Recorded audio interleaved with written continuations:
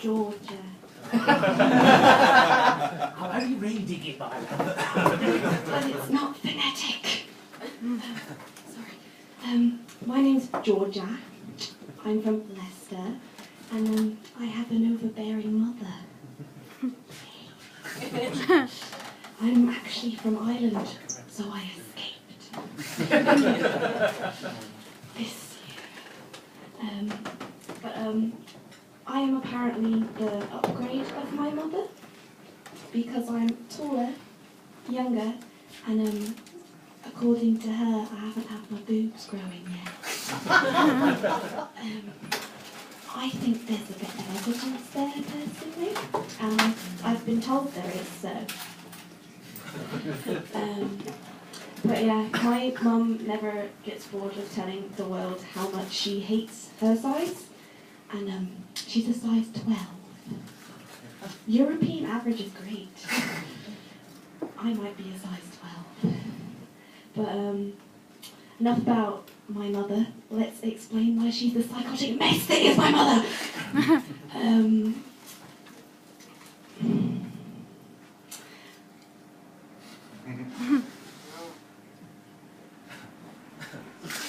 Needed that. My mother, when I came home for Easter, most people get money or an Easter egg. I got a lamb-crossed polar bear poncho. Ears are not my thing.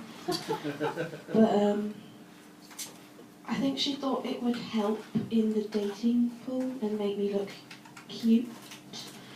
But giving me a poncho that makes me look like a lamb dressed for slaughter is not going to improve that unless I'm in Wales, perhaps.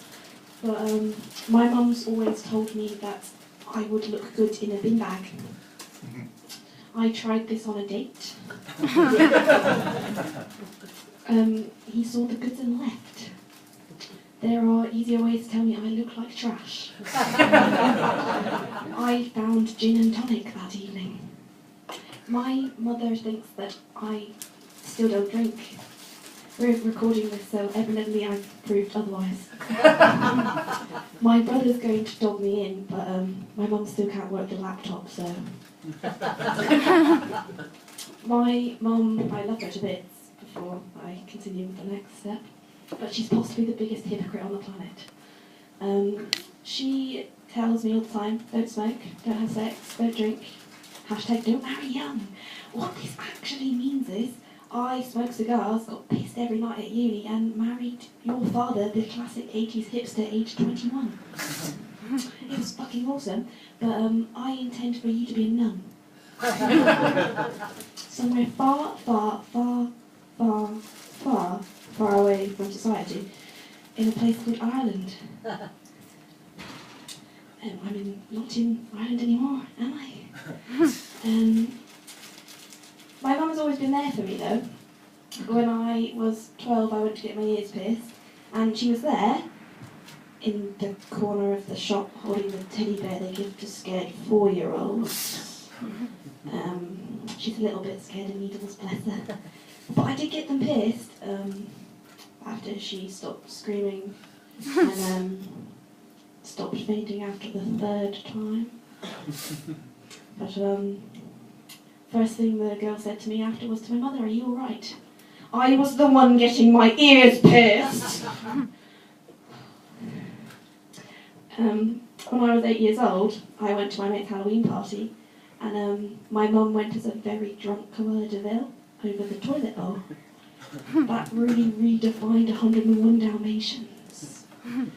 And it's actually quite odd, actually, because her hairdresser at the time she gave the jacket to, his lover at the time robbed it, and a few weeks later it was on the cover of a gay porn magazine. My mother's face when I showed her it was priceless. Now, she was a bit overdramatic after it, and I was generally asking her, "Mum, what are you doing?" And she's like, "Hand me the blowtorch." Needless to say, the coat's whereabouts is now unknown.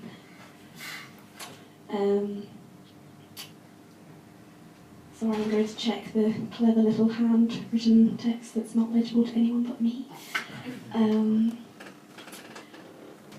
Has anyone ever wondered how many ways a person can lose their glasses?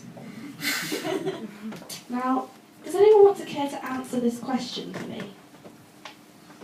Apparently not.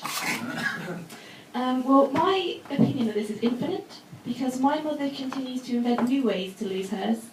Because the other day she got quite distressed, and she was asking, where are my glasses? Yes, they were on your head. But then she took her hat off and found another pair. There's sort of a morning ritual in our house these days, and Mum's like, where are the house keys? They're in the door. Where are the car keys? They're in the ignition. Where was I yesterday? Here. But one of my, well, to be honest, she really does need glasses, both the visual and the wine kind. You see, she's run over my brother's foot twice. Now, if you met my brother, you'd understand why it's twice. But, yeah, on Boxing Day one year, she reversed full accelerator into the back of my dad's car. That's one way to say you're unhappy with your Christmas present. My mum says our dog is incredibly friendly. The postman's scared to come in the gates, and sometimes it's just better not to ask where she got the postman's legs from. This is a bit abstract, I'd like to go on to. I have a first-time black belt in kickboxing. Are you all a bit frightened now?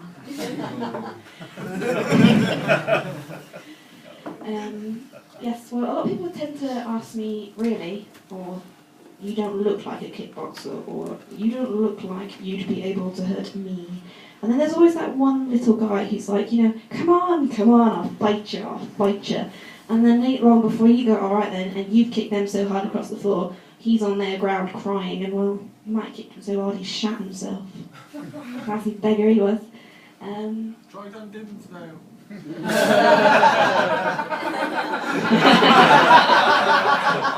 Thank you for that. But my least favourite thing about kickboxing was a thing called grappling. And if any of you who don't know what grappling is, it's basically wrestling, but it's real. But